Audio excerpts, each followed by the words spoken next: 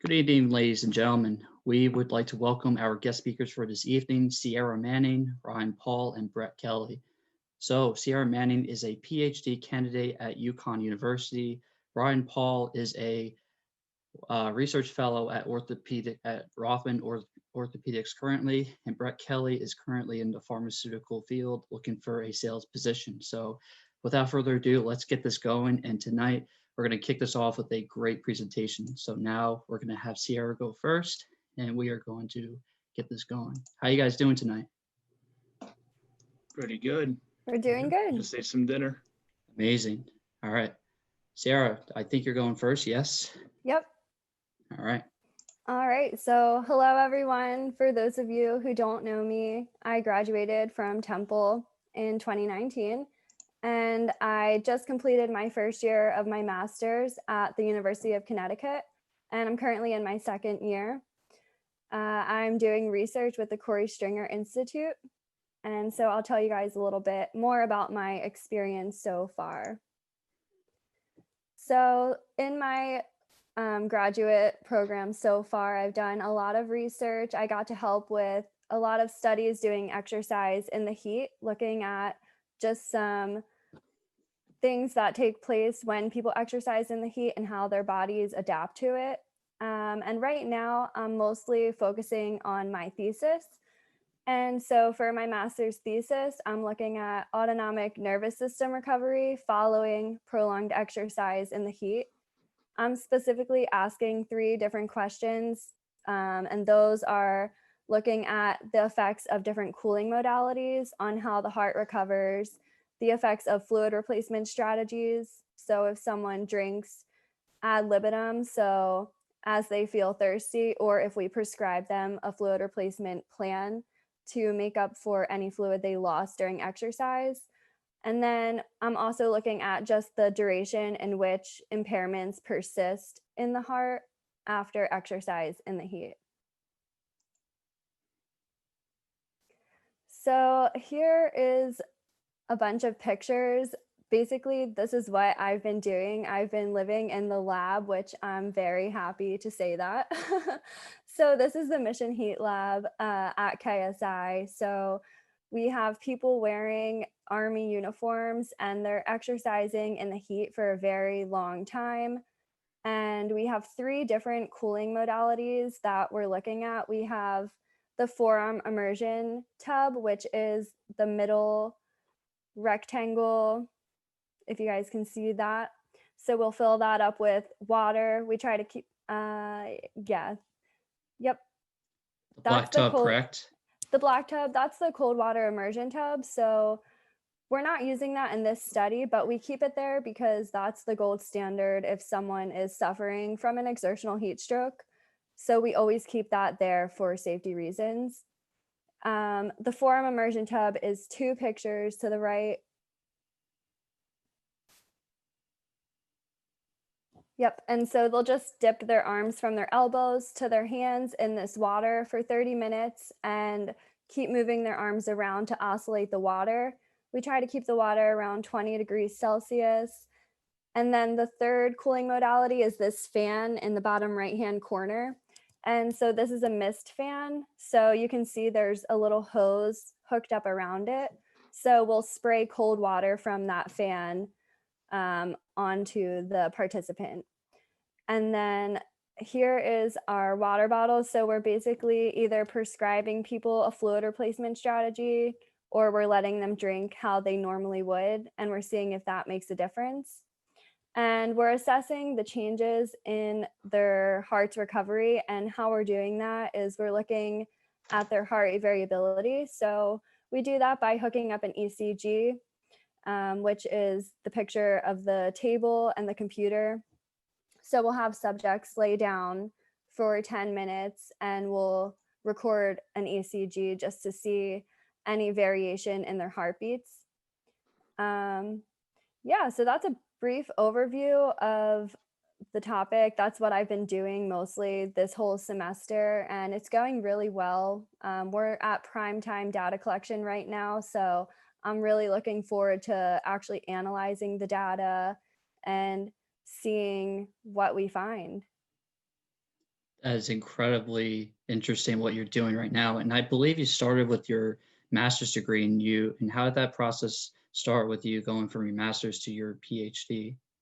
Yeah, so in the first year of my master's, I knew before I came here that I wanted to go to the PhD program. That was my ultimate goal. So during the first year of my master's, I just worked really hard.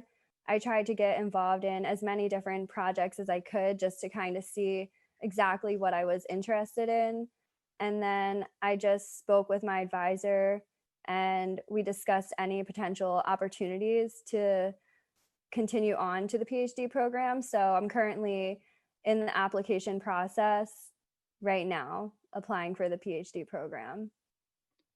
That's amazing. I'm so happy to hear that. Wow. So congratulations on that and the projects that you're doing. And I can clearly see in these photos that you're clearly doing a lot of work. This is no easy task at all. So, and the fact that you're passionate about this is just amazing to see and it's amazing to hear. So, Yeah, I must say that it's definitely been a learning process, and I'm hoping to continue this specific research looking at how the heart recovers from exercise in the heat in my PhD when I'll have many more years just to plan out different studies and really specify the protocol. But one note I wanted to make is the protocol development process has been very long. And I will say that I've gained a whole new appreciation for the topic of exercising in the heat. So for the protocol development, I actually put on one of these army uniforms and I ran it's 50-minute bouts of exercise separated by 30 minutes of cooling and people will do that 3 times. So I did the trial run for this and I must say that it is super intense. I'm a runner and so I was surprised to find that like a pretty easy to moderate pace felt super challenging when I had the BDU, the battle dress uniform on, and I was exercising in the heat. And just perceptual wise, it was very challenging. So I just I have so much more appreciation now for people who wear this uniform on a daily basis and they don't get a break. So that's why I'm really interested in continuing this research.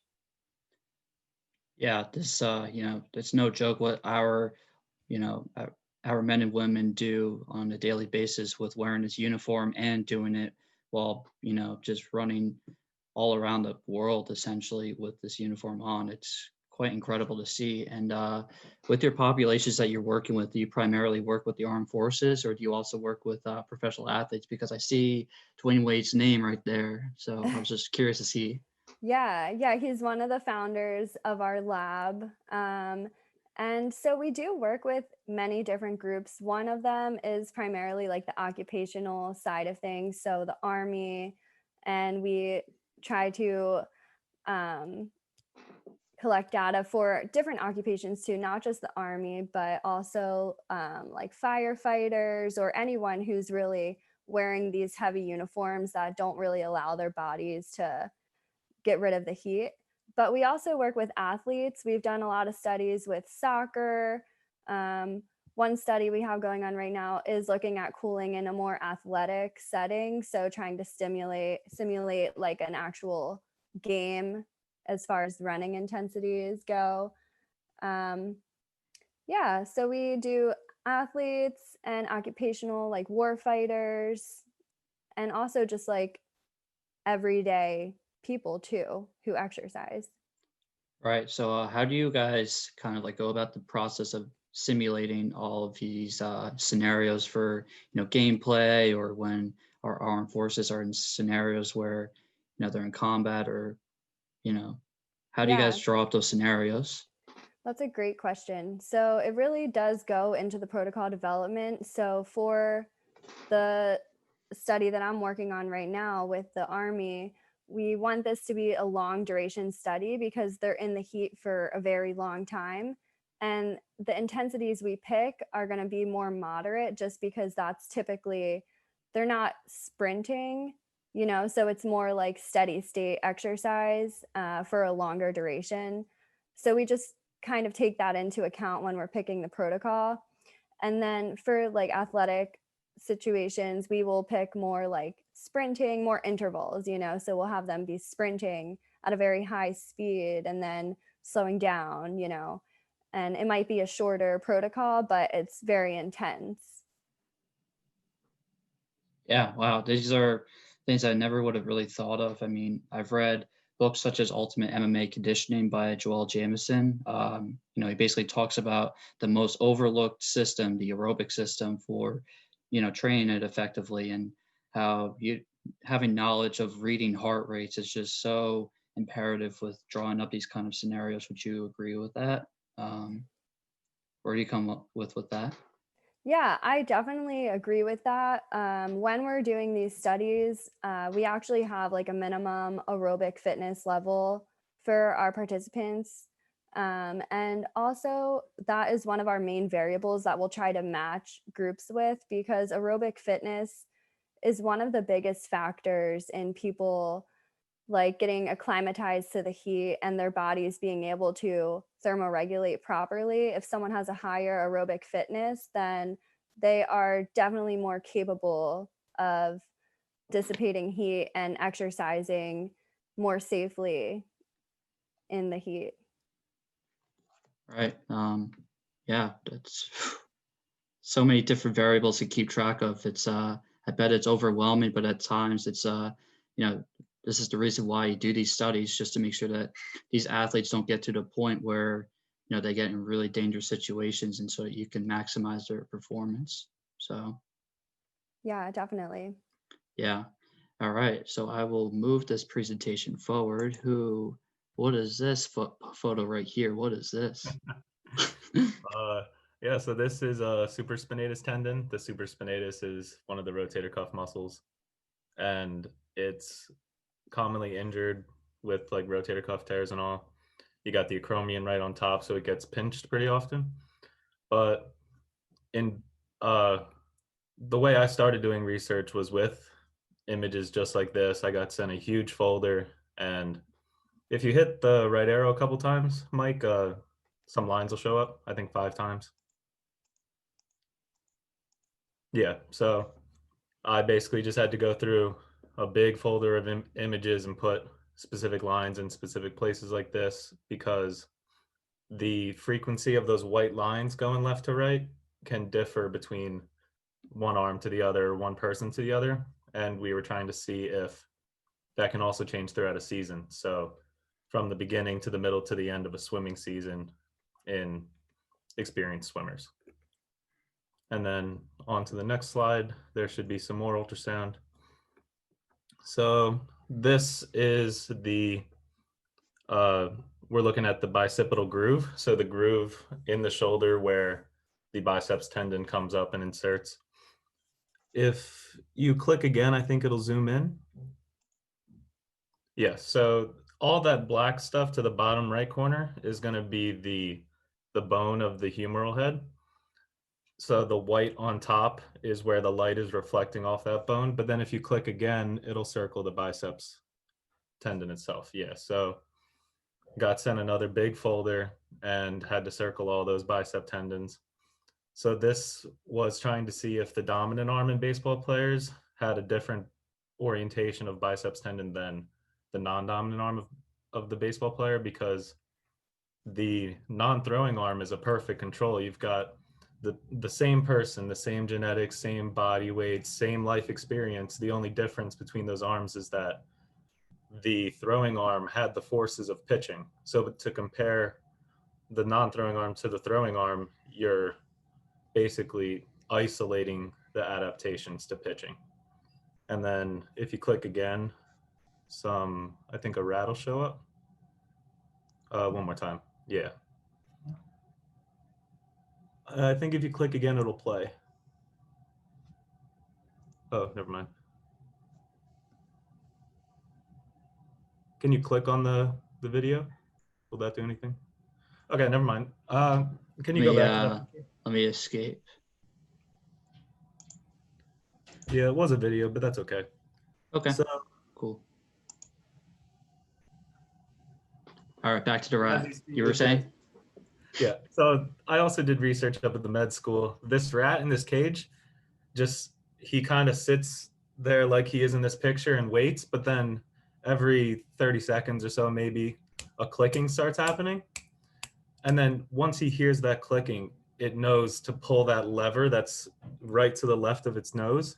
And if it pulls that lever hard enough, some food comes out and it gets to eat that food. So I helped train these rats to know this clicking noise means I can pull that lever. Because at first, the rat has no idea what it's doing in this cage.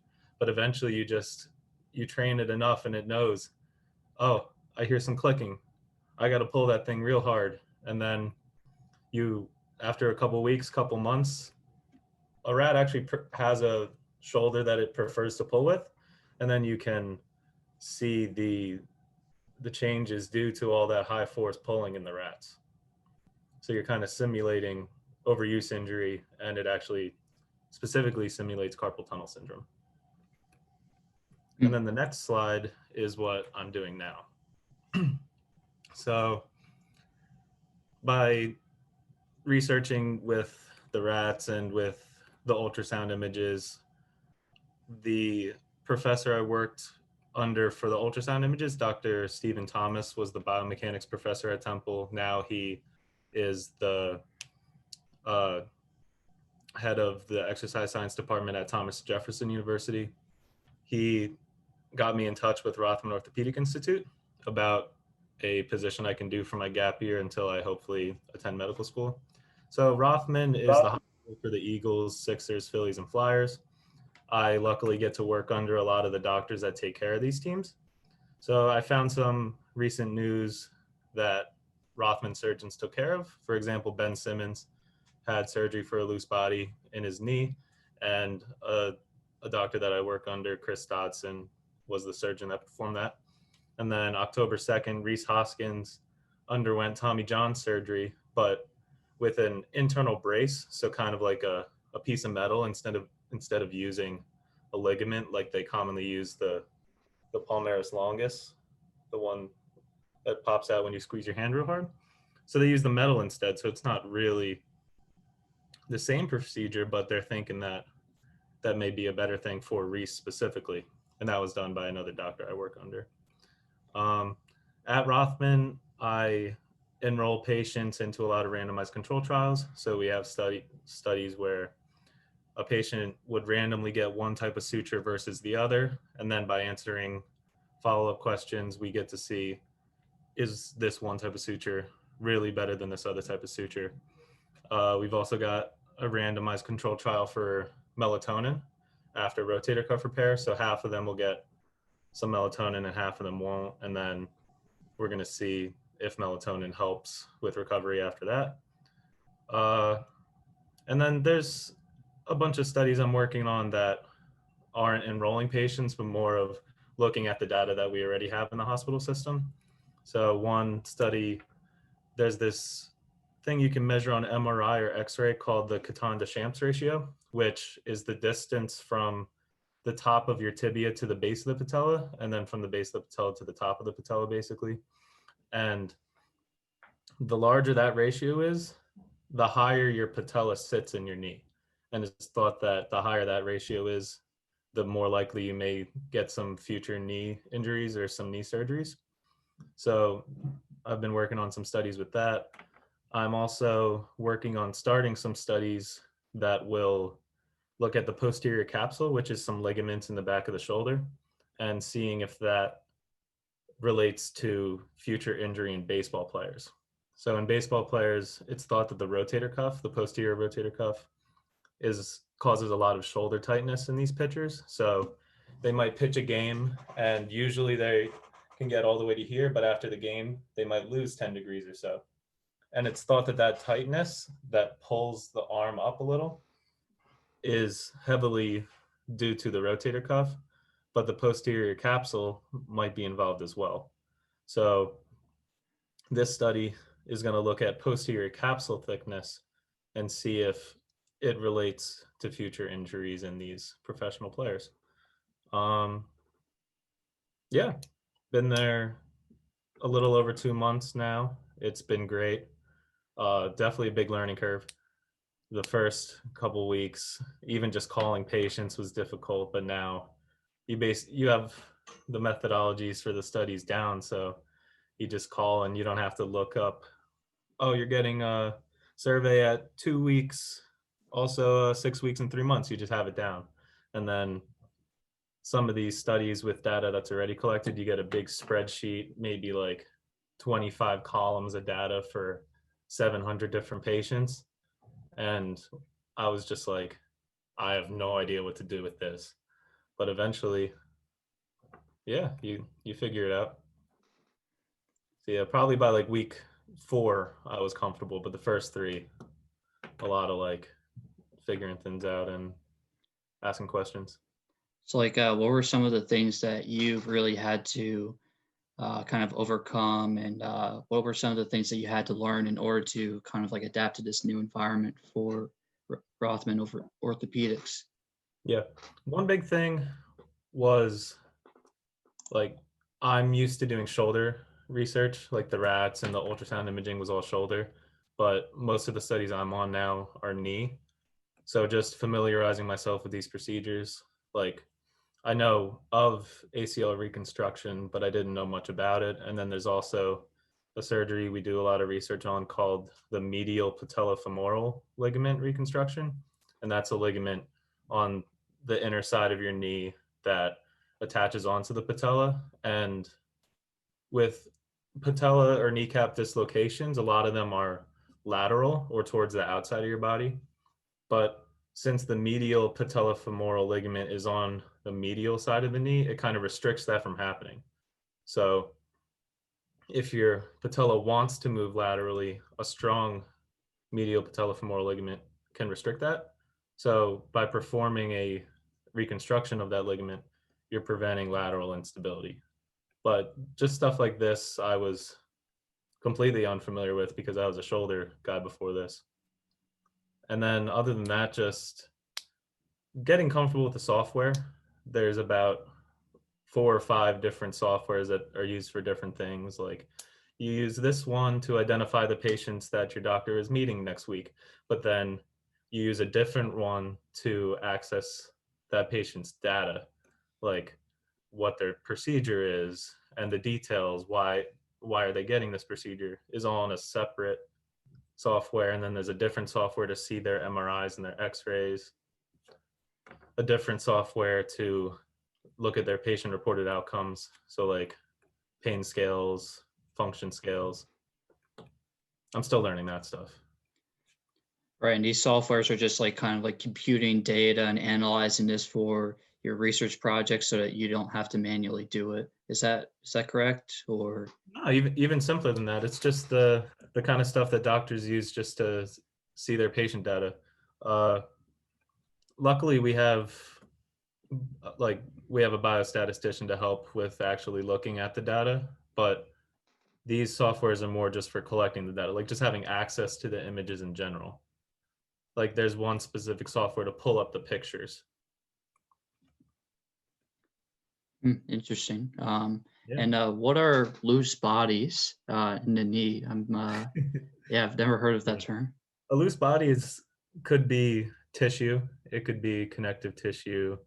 Uh, it might also uh, count as bone, but usually that's referred to as bone chips instead. Sometimes something just gets loose and is floating around causing some issues. Interesting. Yeah, I don't know what it was specifically for Ben, but He's had a tough career, but hopefully he overcomes this and he continues to make those 3-pointers as he was training to do. yeah, that's been his problem. Right. But yeah, he's about our age, I think. I think he was born the same year as me. Yeah. Ah, Yeah. yeah, that's impressive. Yeah. He's a great guy and great athlete too. So yeah. Yeah, there's a lot of guys out there now. They say 22 years old, and I'm like, how's he doing so good at this age? Right. Like 2 days ago, it was Braves versus Dodgers for the deciding game to get into the World Series, and the pitcher for the Braves was from my draft class, the 3rd overall pick. Wow. Should have been me. Yeah, right. Oh man. Do we have any other questions for Ryan before we move forward? Sam, I think you jumped on the call, correct? Yeah, but I don't have any questions. I'm just listening in. All You hear right. me? Yep. Yeah, we heard you. Okay. No worries. All right. Ryan, do you have anything else before we move forward? No, just that you guys are doing a great job with this club. I mean, you guys have really set the standard. You, Ciara, and Brett, you guys have really, set the standard for ESSA, and we're entirely grateful for what you guys have done for us. And Brett, we would love to hear about how you are doing and what kind of successes and adversities you've gone through, and yeah, what's been happening with you. Well, a lot of battles, mostly because of the pandemic. But when I graduated in December, I took a job about a month later out in Kenwood, out near St. Joe's University, for an energy sales company. It was a business-to-business job, really just acting as a broker, trying to strike deals between like the bigger energy corporations and all the business stores that you see on the side of the street, wherever it be. My territory was out near Levittown, Pendel area. So it was definitely an eye opener. I'd never had a sales position before. I worked a bunch of different types of jobs throughout high school and college, but never anything to this level of, I guess, professionalism at work, where you're wearing the dress pants every day and you have to conduct yourself as an adult. You have to go out there, you have to do business, and I would say the biggest challenge when I had that job was definitely just being able to broadcast yourself and connect with just such a wide variety of people. I mean, I would see anyone anywhere from 60 to 100 people a day, and every single one of them was completely different from each other. So being able to converse and find an opening to be able to start the discussion with them, just to find that initial connection is usually the hardest part, as far as just getting in the door and having them respect you for the work that you're doing, and you're not there to rip them off. Like you're there to actually help them. But yeah, I mean, then obviously Corona happens. So I got stuck in a little hard of a spot. I had the sales job out in Kenwood, outside of Philly.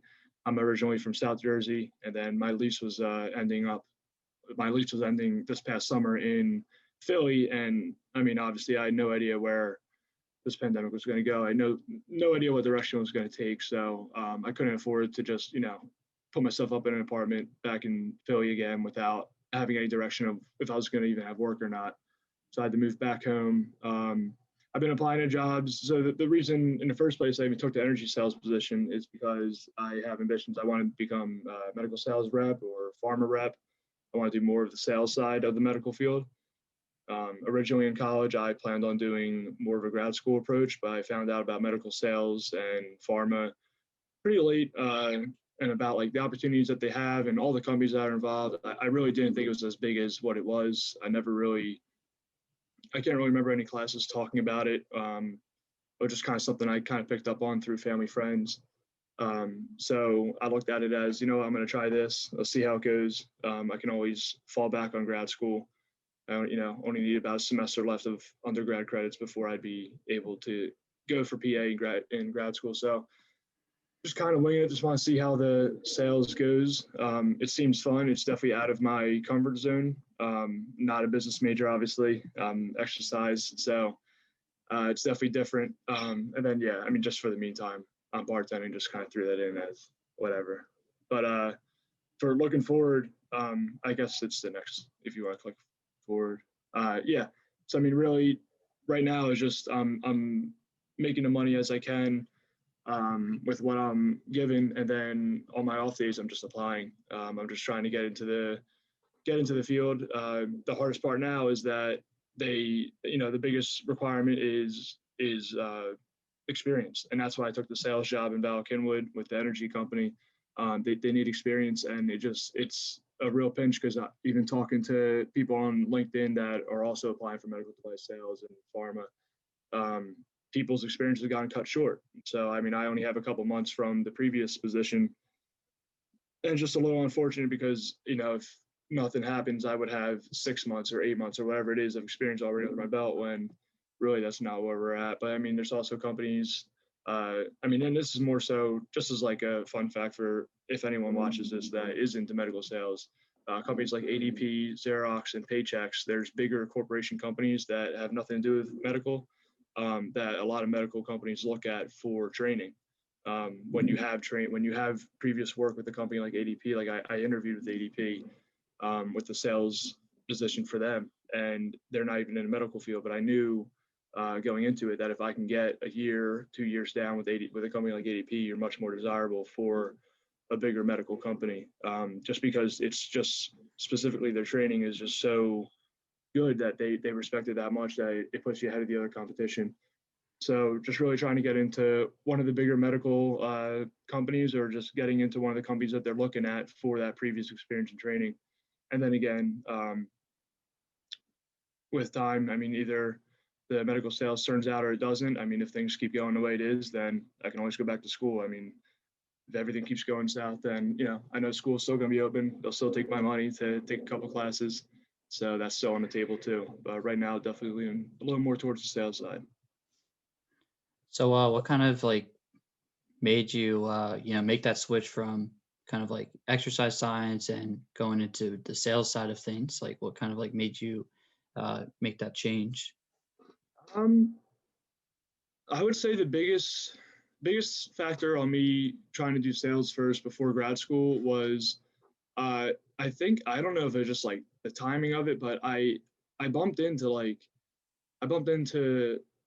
a cousin's wife and a friend from Temple and another friend's uncle back home that were all into medical sales. Like I bumped into all three of them like within a month, and it was earlier on my senior year, and I didn't really have like a solid grasp on being ready to apply for grad school because I needed this couple more classes to take beforehand. So it's not like I was getting ready to like jump in right into grad school. I knew I would need one or two more semesters.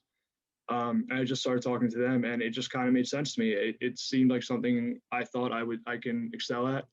I think I'm able to communicate well, and going back to even with the job I had for the energy sales, it's nerve wracking at first because you can say, oh, I'm a good talker, I'm, you know, whatever it is, but then when you go out and you're in the middle of a territory that you don't even know. I mean, I've never been I mean, I don't even know where Pendel is on the map anymore, but it's an area I've never been to. And to just walk into random businesses and just have to display like a pride and a happiness to be there and an eagerness to help someone, and, you know, be able to communicate and get to figure out the problems that they need solved to get their bill down or whatever it is.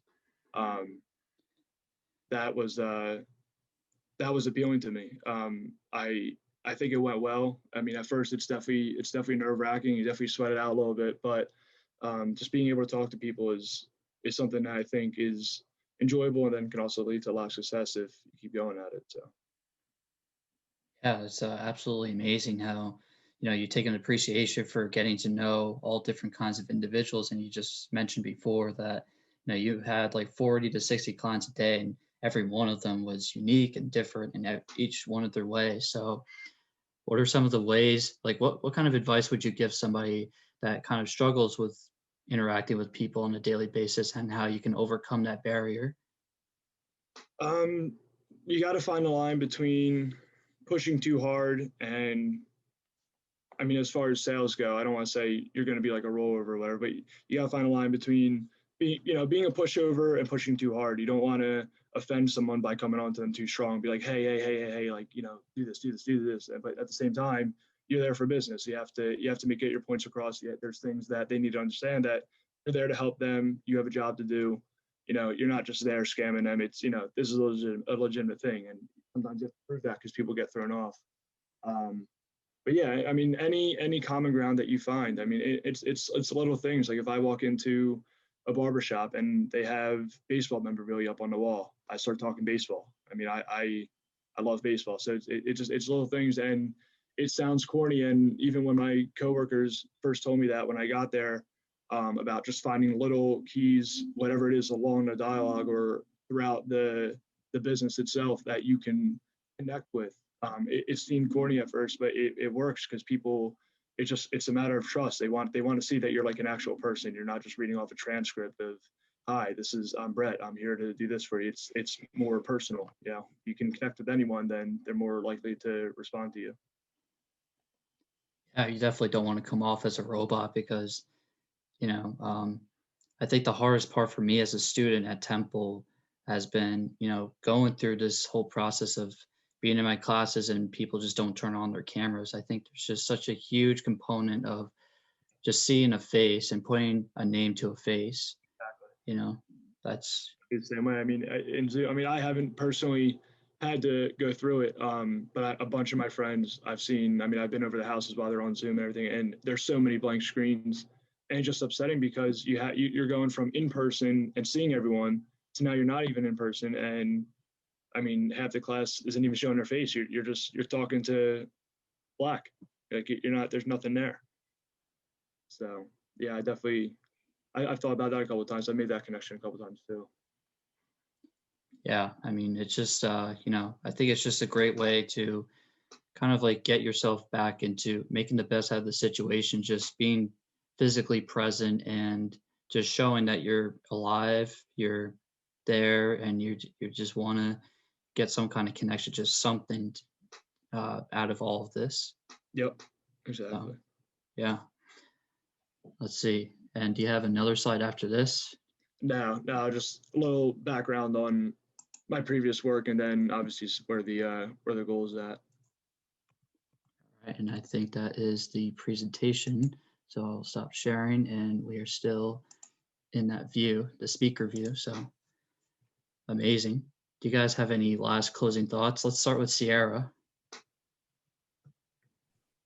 I just want to say that I'm very impressed with the club and all the progression you guys have made. It's amazing to see and to hear about.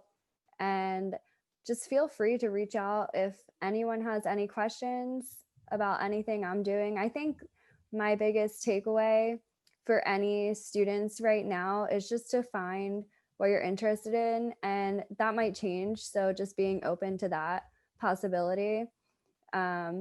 Just get as much experience as you can in different areas because you never know what opportunities are going to present themselves. So just being open to experiences. I love that. I guess what you're basically saying to everybody is just don't be afraid to take a chance. Don't be afraid to ask people to, have an opportunity, because I think you emailed Doug Costa with Anthony Skurza at the time, correct? And Yeah, if you never, sent that email, you probably wouldn't be at UConn right now doing all this great stuff, correct? Yeah, exactly. It's as simple as just asking a question, don't ever like underestimate yourself. Just if you can think it, then you can make it happen. Like, just don't ever be afraid to take a chance and go for it. Cause the worst thing that could happen is plans change, nothing negative will come out of just taking a chance to see, if this is what you want to do and this is where you're going to end up.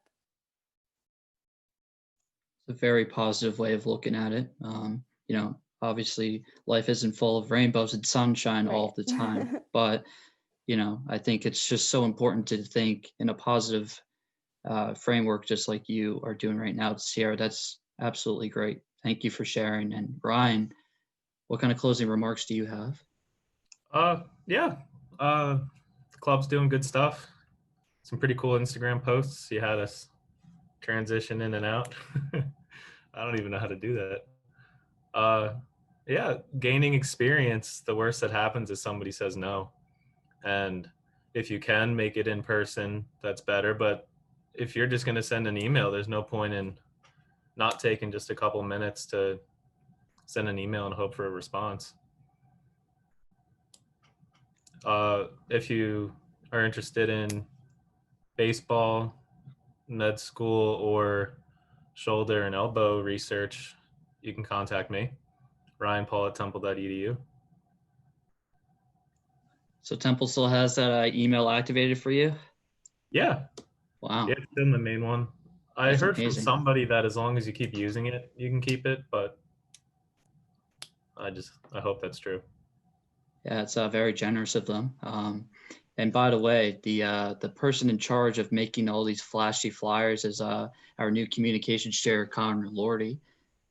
He's just been doing an incredible job with our social media presence. I think since he took over, I think we started with 125 followers, and now we're at about 167 or something like that. So Yeah. people do like the flashy flyers, so he's got an eye for that kind of stuff, Yeah. Thank you so much, Ryan. And Brett, what do you got to say? Ciara and Ryan nailed it. I mean, Ciara just said reaching out, not being afraid to send that email. I apply to everything that comes across my computer. Anything I see, I'm sending now, whether I have any interest in taking a position or not. If it has anything to do with what I'm trying to do with sales, I'm sending it out. The worst I can do is say no, like Ryan was saying. And even just being told no is a learning experience. And that sounds corny too, but it's one of those things that I heard, a year ago. And it's like, oh, like you learn when you're denied or whatever. I'm like, you do, because they still ask you questions, and you can learn from how you answer those questions. Maybe how you answer that is the reason that something didn't go the way you wanted to. Never be afraid to reach out to someone, especially when it comes to work or school or whatever it is. And then have fun. I mean, everyone's stressing. I feel like social media, every time I go on Twitter, people are freaking out. It's everything's stressful, and I get it. But you still gotta enjoy yourself. So have fun, keep grinding, and everything will work out. So what kind of things do you like to do for fun? Because, obviously with the news and everything, they love to harp on negativity, but I get a sense that you don't really tune into the news because you just don't have time for it, right? No, not at all. I don't really do news. I think some jokes on Twitter are funny. It kind of lightens the mood, but even then it's like, oh, there's still some truth to that. But no, I mean, when the weather's nice, anything outside, staying active, obviously. I mean, we're all exercise science majors, got to keep moving. Don't sit around. It messes with your head. I mean, I'll go a couple of days and just like you get tired and you just want to sit around, do nothing. And you just like start to get drained and you're not even doing anything. You're more tired than you were before. Just keep going, eat right, and find your hobby, stick to them, find people that like doing what you do. I love it. Yeah, that's pretty much it. Just have that balance. At the same time, go for your hopes and dreams, and just don't be afraid, is what all three of you are saying. And I just wanted to say the last concluding thought and statement. Thank you to all of you guys that have made this club possible. You guys were huge for all of us in terms of making this club alive and just creating this platform where we can network with all these professionals and networking with you guys again. And it was just a pleasure to have you guys tonight. On behalf of the Exercise and Sports Science Association, we want to say thank you again and have a great night. Take care.